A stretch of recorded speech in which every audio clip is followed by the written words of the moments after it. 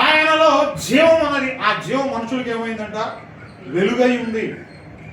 ఆ వెలుగైనటువంటి దేవుడు ఆయన ఒక గొప్ప విందుకి ఇన్వైట్ చేస్తున్నాడు. చూడండి, ఇక్కడ మనం జ్ఞాపకం చదివినప్పుడు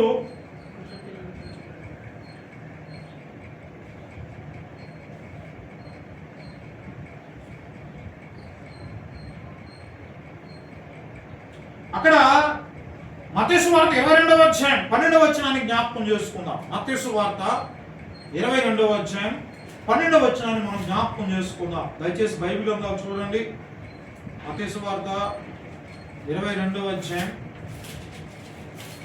12వ వచనాన్ని మనం జ్ఞాపకం చేసుకున్నప్పుడు అక్కడ రాయబడుతున్నటువంటి మాట ఏంటంటే, ఇక్కడ మనం పైనుంచి చదివాం, మనం పోయిన వారం చూసుకున్నాం. ఒక రాజు తన కుమారుడికి ఏం చేస్తున్నాడంట? పెళ్లి చేస్తున్నాడు. ఎవరికి? రాజు కుమారుడు పెళ్లి చేస్తున్నాడు. ఆ పెళ్లి విందుకు అనేక మందిని పిలవమని తన దాసులు పంపించాడు. లోకానికి పంపించాడు. వెళ్ళండి. ఎవరు పిలవమన్నాడు? ఆ పెళ్లి విందుకు పిలవబడిన వారు రప్పించడం అతను తన దాసులను పంపినప్పుడు వారు రాళ్ళకపోయి కాగా అతడు, ఇదిగో నా విందు సిద్ధపరిచిన ఎద్దులను క్రొవ్విన పశువులను వధింపబడినవి, అంతయు సిద్ధముగా ఉన్నది, పెళ్లి విందుకు రండి అని పిలువబడిన వారితో చెప్పుడని వేరే దాసులను పంపాను గాని వారు లక్ష్యము చేయలే. ఎవరు చెప్పినా ఎవరు మాట వింటలా. చక్కగా ఏం చేశాడంటే ఆయన కొవ్విన పశువులను ఎద్దులను వధించాడు. చక్కటి శ్రేష్టమైనటువంటి ఆహారాన్ని ఆ రాజు సిద్ధపరిచాడు.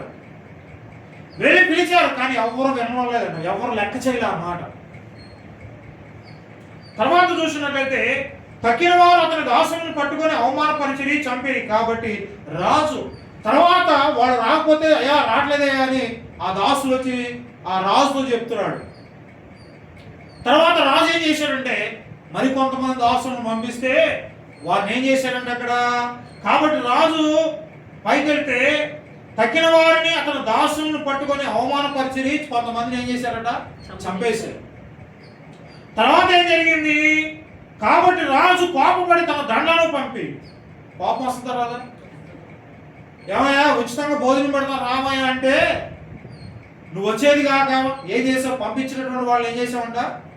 చంపేశావు, అవమానపరిచావు. ఎంత దారుణమైనటువంటి పరిస్థితి చూడండి. ఆ నరహంతకులను సంహరించి వారి పట్టణములను తగలబెట్టించాడు. వెంటనే రాజు ఏం చేయాడంటే వెళ్ళి ఎవరైతే ఆ పని చేశారో వారి యొక్క ఏంటవి వారు